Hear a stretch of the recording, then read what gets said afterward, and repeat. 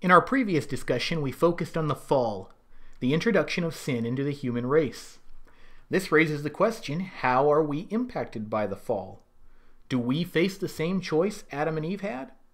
Could we theoretically choose not to sin? This question is addressed in the doctrine of original sin. By original sin, we are not referring to the original sin of Adam and Eve.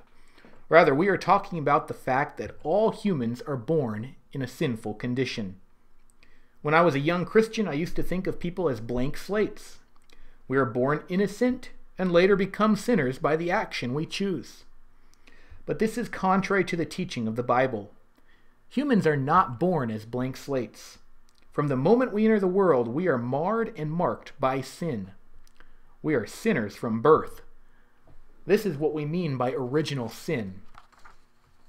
We are sinners by origin. Other terms that are sometimes used to indicate the same concept include the idea of a sin nature, total depravity, or inherited sin.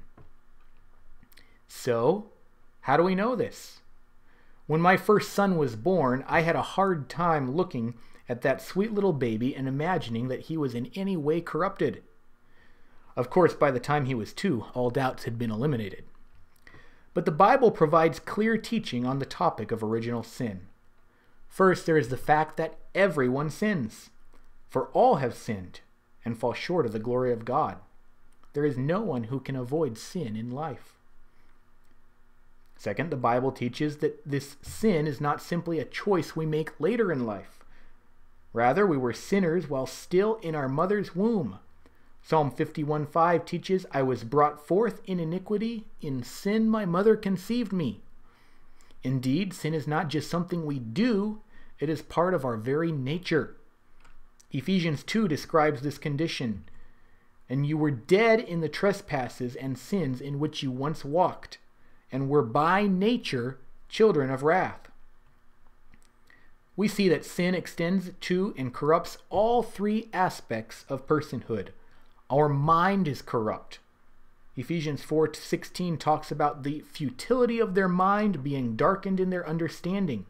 Our minds are naturally bent against God. Further, sin affects our heart, or our emotional aspect.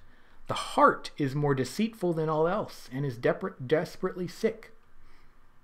Finally, even our will is impacted by sin. Romans 6:17 talks about how we were once slaves of sin, meaning that we could not resist it.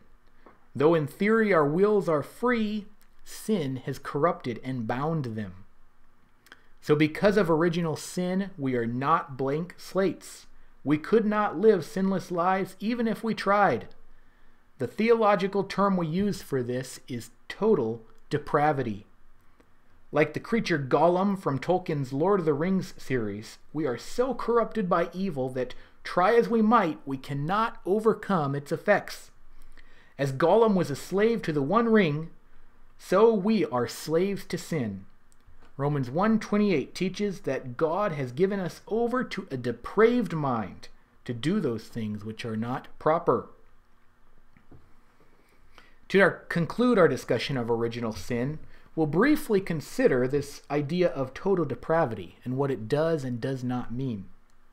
This topic can cause much confusion, so it's helpful to clarify exactly what we're talking about. Total depravity does not mean that everyone is as sinful as they could possibly be. Human beings can certainly exercise restraint and choose not to sin in specific cases. But this does not change the fact that they are all still inherently sinful. Nor does total depravity mean that people don't have the ability to know or acknowledge God. God has left people with general revelation to point them to Him. But even if they acknowledge Him, they can still not overcome sin by themselves. Total depravity doesn't mean that people sin in every way possible. Everyone sins differently, but the bottom line is that everyone sins. Finally, total depravity doesn't mean that people are incapable of doing good. Everyone has the capacity to do good, but no matter how much good we do, we cannot overcome evil. All of these are examples of defining depravity by comparing ourselves to others. I'm not as bad as that guy, so it must not be that bad. Instead of doing this, we should define depravity by comparing ourselves to God. If we do this, we realize that the true meaning of depravity. Total depravity means that there is nothing in people that can gain God's favor. No matter how much good we do, we are still corrupted by sin. Moreover, it means that our entire person is corrupted. It is not just that our body is depraved, but our spirit is good. We are entirely depraved, meaning every part of our being. Finally, total depravity means that all of humanity is depraved. There is no one who is immune to its effects. Depravity must be measured against God's holiness. When we compare ourselves to God, we realize just how corrupt and sinful we really are.